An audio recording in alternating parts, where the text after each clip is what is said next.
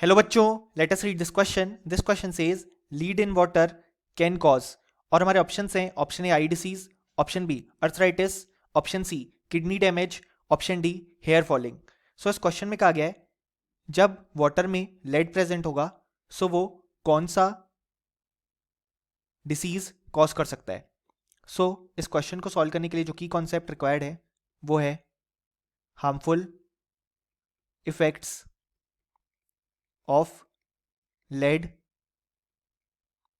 For humans. So यहाँ पे हमारे पास जो ड्रिंकिंग वाटर होता है यानी कि जो पानी नॉर्मल हम पीते हैं उसमें अगर लेड के जो लेवल्स हैं वो एक फिक्स्ड अमाउंट से ज़्यादा हो गए यानी कि बेसिकली हाई लेड लेवल्स अगर हमारे वाटर में प्रेजेंट है तो ये बहुत सारे इल हेल्थ इफेक्ट्स के लिए रिस्पॉन्सिबल हो सकता है. यानी कि बेसिकली हमारे वाटर में लेड प्रेजेंट है तो ये बहुत सारे इल हेल्थ इफेक्ट्स के लिए रिस्पॉन्सिबल होता है.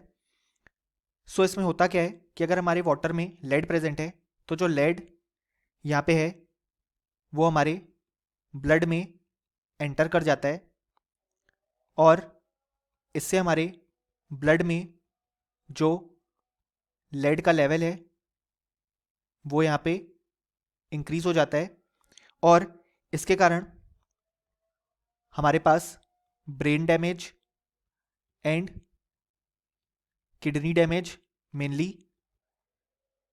होता है. एंड इसके साथ ही हमारे पास ये जो एक्सेस लेड लेवल्स हैं वो यहाँ पे इंटरफेयर करते हैं with the production of RBCs that is red blood cells जो कि रिस्पॉन्सिबल होते हैं फॉर कैरिंग ऑक्सीजन. यानी कि ये हमारे पास जो ऑक्सीजन कैरिंग कैपेसिटी है उसे भी कम करते हैं. सो अगर हम हमारे ऑप्शंस देखें तो यहाँ पे करेक्ट ऑप्शन हो जाएगा ऑप्शन सी किडनी डैमेज, क्योंकि ये हमारे जो हमने इफेक्ट्स पढ़े उसमें से मैच करता है. और option a, b and d incorrect हो जाएंगे.